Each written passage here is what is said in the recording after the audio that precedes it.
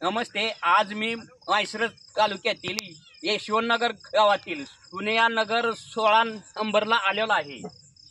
तर ही आज एमपीचा आजार म्हैसरज तालुक्यात भरपूर प्रमाणात पसरलेला आहे. वैद्यकीय अधिकाऱ्यांनी लशीची टोचन शासनाने कोट्यावधी रुपये घालवून लशी दिलेले आहेत, परंतु ती शेतकऱ्यापर्यंत आजपर्यंत पोचलेल्या नाहीत.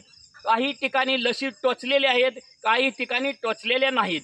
तरी आज आपण ह्या दुधाचा व्यवसाय असणाऱ्या शेतकऱ्याला विचारू. आपलं नाव काय? माझं नाव सतीश सुनील साळुंके. माझा हातावरचं पोट आहे. माझा गुरांचा व्यवसाय आहे. मला 3-4 गुरं आहेत. मग तरी त्याला लंपी साथ चालू झाली. मग दगावली गुरं. 1 लाख रुपयाची गुरं होती, दगावली. म्हणजे खूप आपण मोठं नुकसान झालं. डॉक्टरांना सांगितलं होतं का? सरकारी डॉक्टरांना सगळ्यांना सांगितलेलं. सरकारी डॉक्टर किती झालते?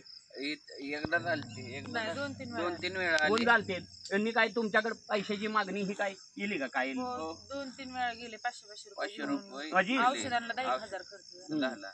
औषधांना 10,000 रुपये घालवून आज लाख रुपये किमतीची जर्सी गाय आज अशी मरणाच्या दारात पडलेली आहे.